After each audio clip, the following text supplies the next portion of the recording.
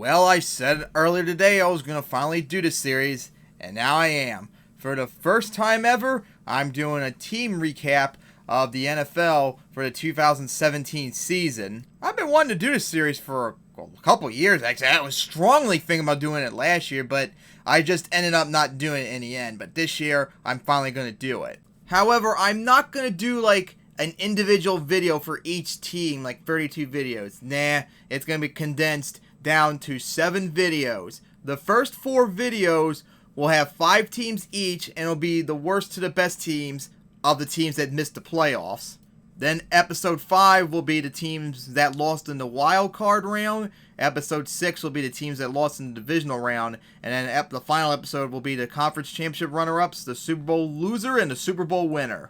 So in this first episode, I'm going to talk about the Cleveland Browns, the New York Giants, the Houston Texans, the Indianapolis Colts, and the Denver Broncos in that order. So let's get this underway. So we get things started with the worst team last year, and that was for the second year in a row, the Browns. Also, I just remember technically they tied the Titans in 2015 as the worst team as well, so 3 straight years in a row that the Browns were the worst team in some regard.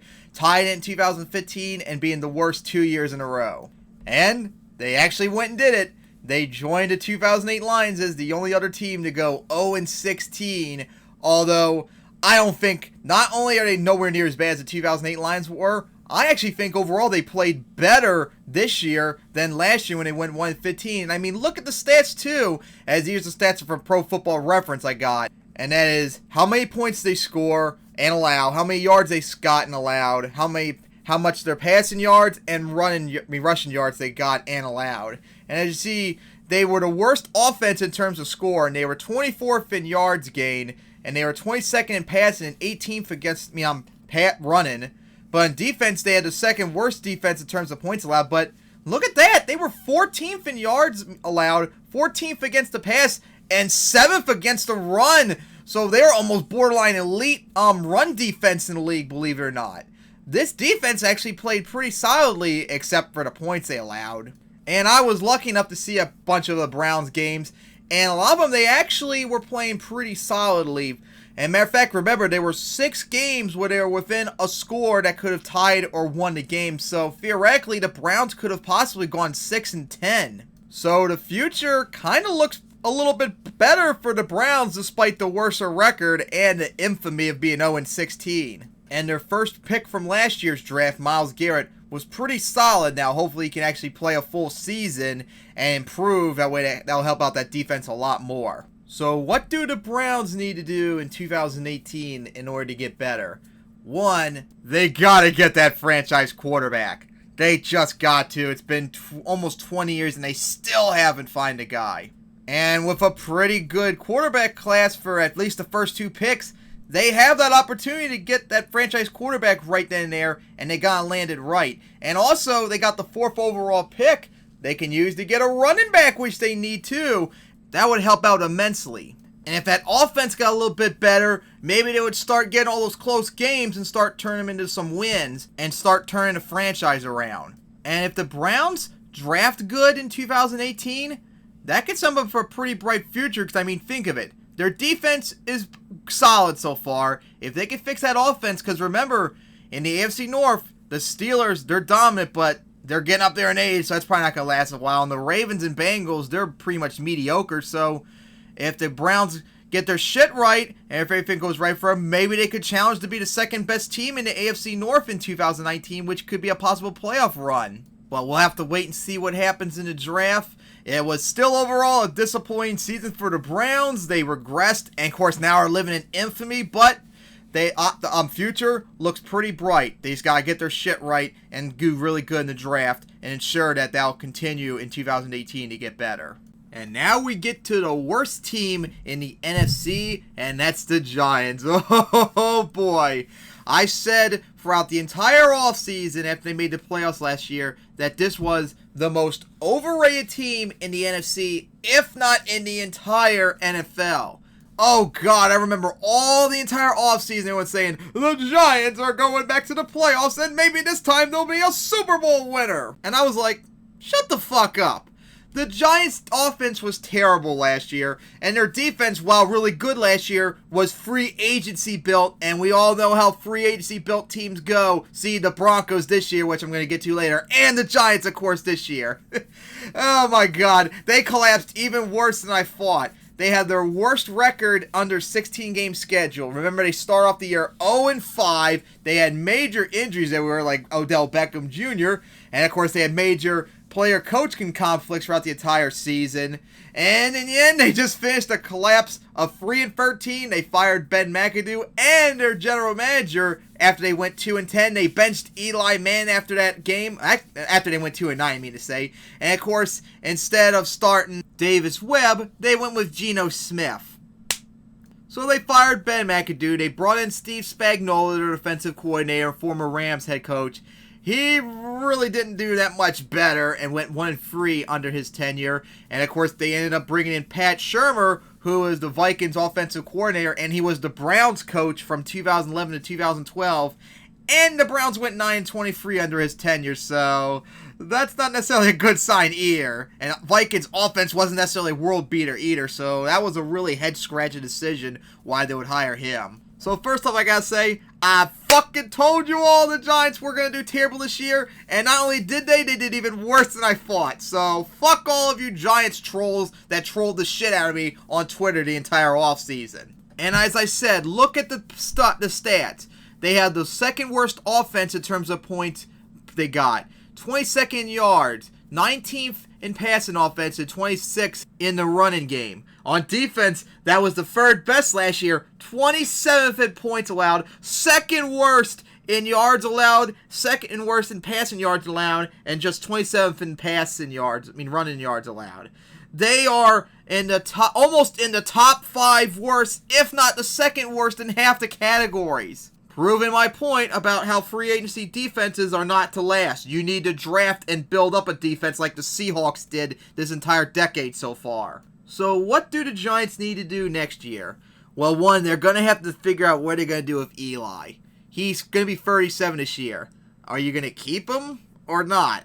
Because you have the second overall pick, and this could be a draft where we have 2 quarterbacks maybe taking the first 2 picks. So if the Giants with the second overall pick, maybe they should consider doing it. And if they do, they're going to have to think of what they're going to do with Eli. Should they keep him to make him be like the starter for this year? Maybe his replacement successor will be next year. Or maybe they let him go. Or maybe they can see if they can trade him somewhere and get some more picks out of it. Second of all, they need to get healthier. They need Odell Beckham Jr. back healthy. They need to completely improve on that offense. They need to get a running game going too. And they really need to rebuild that defense like you should through the draft, not through free agency. Only a team that's going to win now should do something like that. But despite all this, I think the Giants could bounce back a bit in 2000 because they did lose a lot of close games too at the same time. And you got the Redskins, who are mediocre. The Cowboys, they struggle this year. I'm not going to say they're going to be like the Browns maybe in a few years, maybe jump back up to second place, but there could be a good opportunity for them to maybe jump to the 3rd seed over the Redskins and maybe not over the 2nd seed over the Cowboys possibly.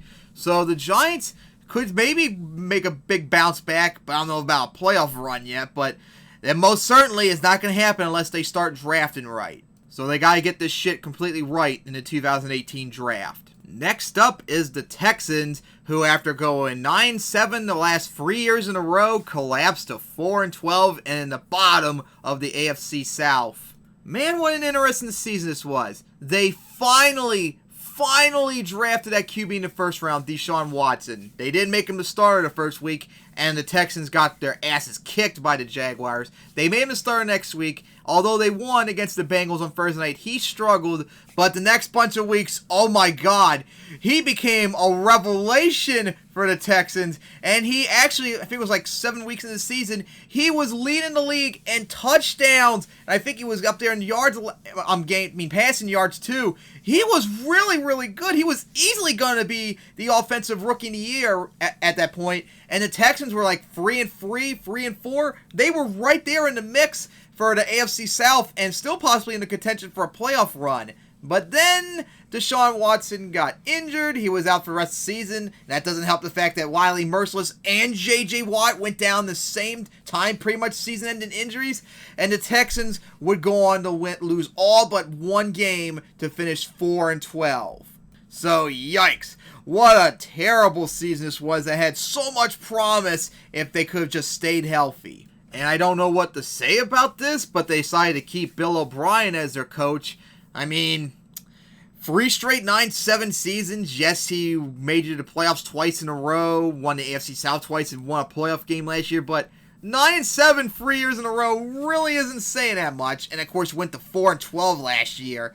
That usually would be a track record of being fired, but they decided to keep him this year, and this is going to be a big break year for him. He bet the Texans better improve and maybe make a playoff run, or he'll probably be fired.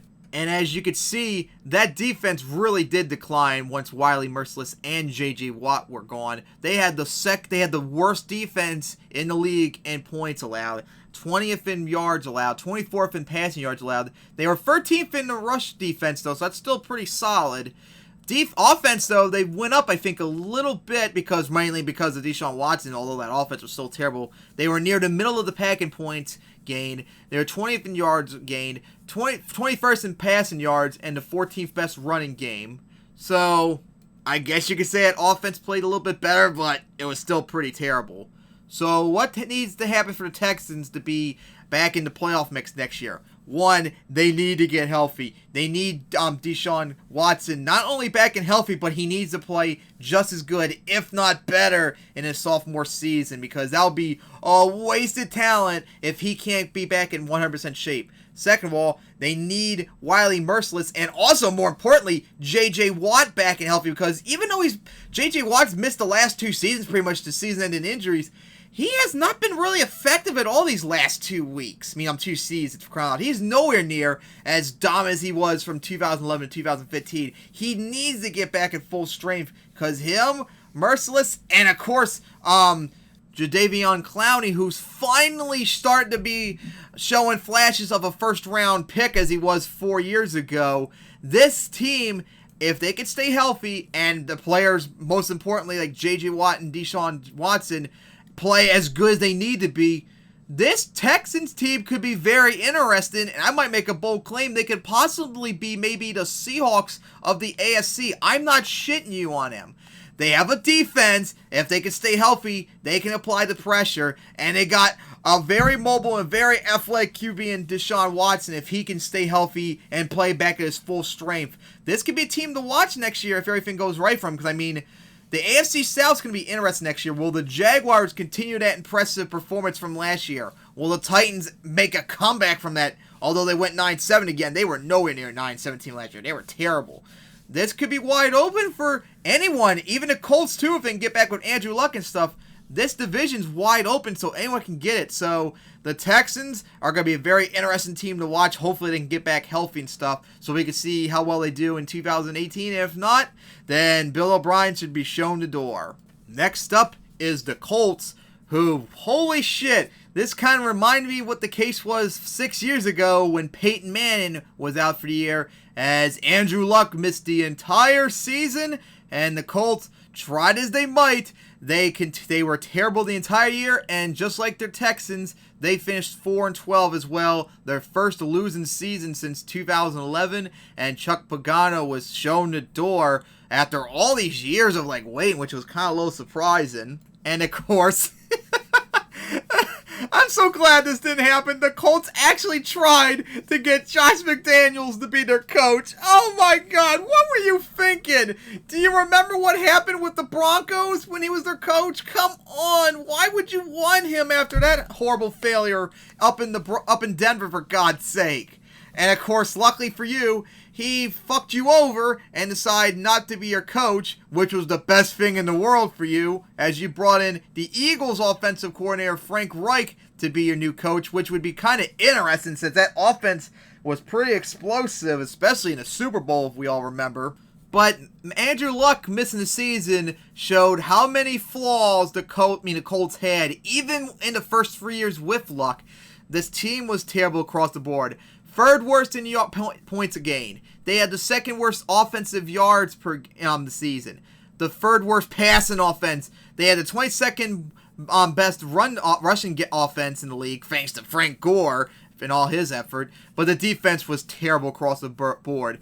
30th in points allowed, 30th in yards allowed, 28th in passing yards allowed, 26th in rushing yards allowed. This team was terrible last year. So what do the Colts need to do to be good in 2018? Well, first and foremost, you got to wonder what's going to happen with Andrew Luck, because from what I've seen, it doesn't sound like he's going to be any more ready in 2018 than he was at the beginning of 2017. So that's a little bit concerning, because that's going to put you also in a big predicament, because you have a 4th overall pick, well, the 3rd overall pick, I mean to say, and I really don't think this is going to be a draft where 3 quarterbacks taken 1st overall. That would be unbelievable, but I doubt that'll happen. So they might be out of the market to get one of those 1st-round QBs unless they trade up that 2nd overall pick from the Giants. But then what will they do with Andrew Luck? Because I don't think really anyone would want to trade for him for a high price if they're not sure if he's going to be playing or not. So that's going to be a big concern going into the draft, and the Colts are in a pretty big pickle. But if Andrew Luck is going to play in 2018, then they should focus on getting a running back to replace Frank Gore, because he's getting up in there in age. But they also need to fix that defense. Another huge thing they need to fix that offensive line that's been terrible these last few years. They really need to fix that, or else they're going to be going nowhere near. So yeah, who really knows what's going to happen with the Colts going to 2018, but if they get their shit right, and if Andrew Luck comes back healthy and is actually playing at his Pro Bowl level like he does, this team could probably bounce back right up to the 8-win games that they were getting the last 2 years, and that could still be enough in the AFC South to win the division, because who knows, the Texans, like I mentioned earlier, they could bounce back, but we're still not fully sure about that. The Titans did not play really good, so I'm not so sold on them. The Jaguars, I think, might regress a bit unless they get really lucky. So this division, like I said earlier with the Texans, is open up in the air pretty much, so it's going to be interesting to see what happens. But the Colts, they're going to need a lot of shit right to go for them to be anywhere close to competitive enough to win that division. But if everything goes right for them, they might be in the mix. And we're going to finish off the video talking about the Broncos. And my oh my, how difference does 2 years make. Just 2 years ago, remember, with that strong defense and a terrible offense with a terribly overrated Peyton Manning, who managed to win the Super Bowl, and then they missed the playoffs last year. And I actually had a lot of concerns going into the season that defense would still be good, but that offense, not so much. Now, they started off 3-1, which looked pretty solid, like in the playoff mix.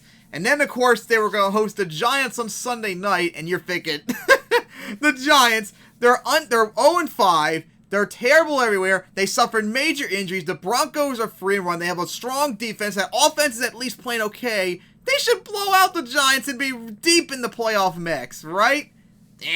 Not only did they lose, they got destroyed by the Giants, and they will go on to lose 8 straight games, making it the longest losing streak in franchise history in 50 years, I believe it was. And, of course, they missed the playoffs, finishing 5-11, their worst season since 2010, where they went 4-12, their first losing season since then, too. And the main reason, of course, is the offense. And, of course, the defense. As you look at the stats, look at that. 3rd in yards allowed, 4th in passing yards allowed, 5th best run defense in the league, which was their main weakness last year. Yet they allowed over 22nd most points allowed in the season.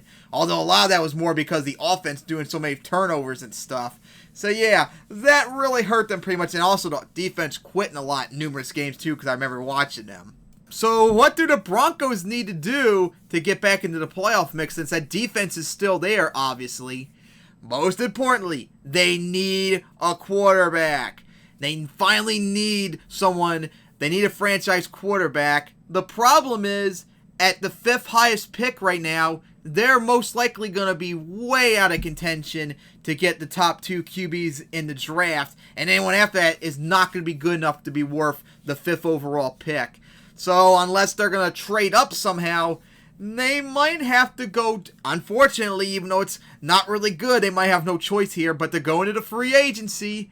And one player in particular that might help out is Kirk Cousins. Since the Redskins trade for Alex Smith, he's not going to be really needed there anymore. So maybe the Broncos should be aggressive in trying to get Kirk Cousins to come to the Broncos, because if they can get the right quarterback, they don't even need like an unbelievable quarterback. They just need someone who's not going to screw up all the damn time, and they could be right back in the playoff mix and stuff, and maybe even a Super Bowl contender perhaps.